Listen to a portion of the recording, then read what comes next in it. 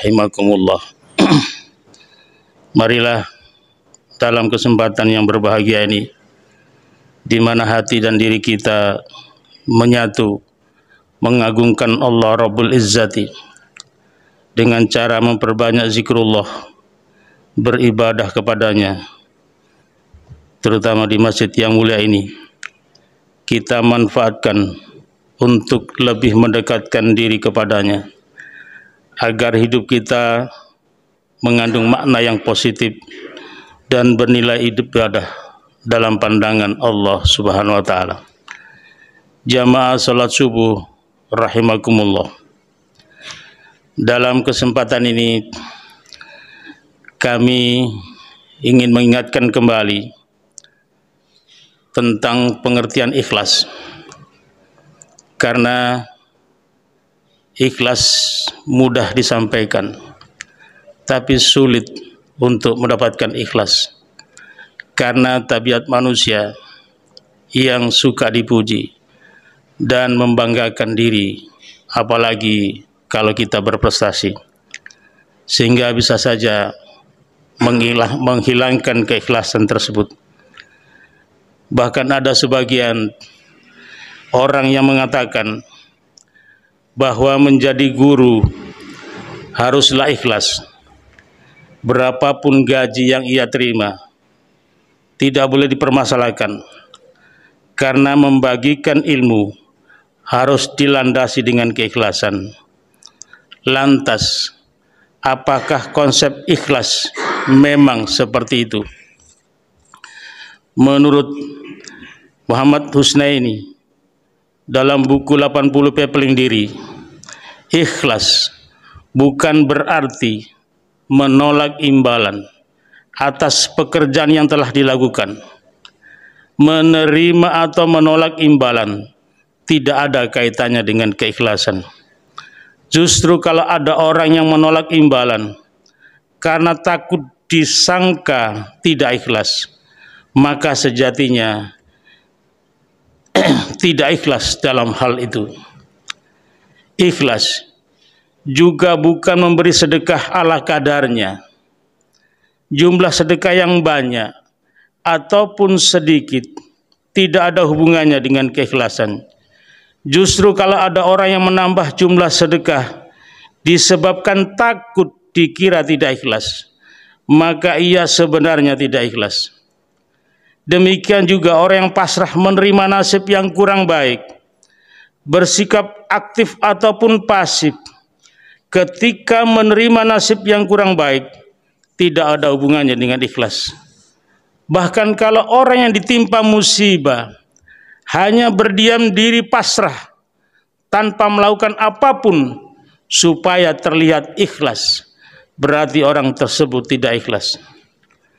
Jamaah salat subuh rahimakumullah, ikhlas pada hakikatnya adalah melakukan sesuatu karena dan untuk Allah Subhanahu wa taala semata-mata. Apapun motifnya, apapun tujuannya, semua perbuatan harus bermuara kepada Allah Subhanahu wa taala. Sebagaimana disebutkan dalam surat Al-Insan ayat 9 tentang orang-orang yang memberi makan kepada orang miskin, anak yatim dan tawanan. Allah berfirman, "Innama nut'imukum liwajhillahi la nuridu minkum jazaan wala syukura." Sesungguhnya kami memberi makanan kepadamu hanyalah karena mengharapkan ridha Allah Subhanahu wa taala. Kami tidak mengharapkan balasan dan terima kasih dari kamu. Ayat tersebut menjelaskan bahwa segala sesuatu yang kita berikan kepada orang lain, baik itu berupa materi ataupun jasa, harus dilandasi dengan mengharapkan ridha Allah Subhanahu wa taala. Orang yang sejak awal memiliki tujuan melakukan sesuatu hanya karena Allah, maka ia telah menjadi orang yang ikhlas. Ketika sampai pada level tersebut, ia tidak akan menghiraukan apapun yang terjadi setelahnya. Apakah ia akan mendapatkan balasan dari orang yang ia bantu atau tidak. kondisi hatinya juga tidak akan berubah-ubah. Hatinya tidak menjadi senang ketika mendapat balasan, tidak juga bersedih ketika tidak mendapatkannya. Bahkan dalam ayat tersebut, sebatas ucapan terima kasih pun tidak ia harapkan, karena ia hanya ingin mendapatkan balasan pahala dari Allah Subhanahu wa Ta'ala. Hal ini menjelaskan bahwa upah atau gaji yang didapatkan karena bekerja tidak ada hubungannya dengan keikhlasan. Apabila sejak awal bekerja dan meniatkan karena Allah, maka ia sudah menjadi orang yang ikhlas. Adapun gaji yang diberikan memang sudah menjadi haknya karena telah mengerahkan waktu dan tenaga untuk bekerja. Dengan jumlah gaji yang diterima tidak bisa menjadikan patokan untuk menilai keikhlasan seseorang. Jamaah salat subuh yang dirahmati oleh Allah Subhanahu wa Ta'ala, keikhlasan juga menjadi landasan pokok untuk beribadah kepada Allah Subhanahu wa Ta'ala. Kita tidak mungkin beribadah tanpa disertai dengan keikhlasan, karena beribadah memang harus ditujukan hanya kepada Allah semata. Kalau kita beribadah tanpa disertai dengan rasa ikhlas, maka harus hati-hati karena bisa terjatuh dalam perbuatan syirik. Ibadah yang dilakukan supaya dilihat orang lain, merasa bangga, akan menjadi riya yang merupakan syirik kecil. Apalagi ibadah karena ditujukan kepada selain Allah, maka orang yang melakukannya telah jatuh kepada syirik dan itu menjadi dosa besar. Perintah beribadah dengan ikhlas terdapat dalam surat Al-A'raf ayat 29 yang berbunyi, Qul amara rabbi bil qisti wa aqimu wujuhakum inda kulli masjidin wa da'uhu mukhlisina lahuddin kama bada'akum ta'udun.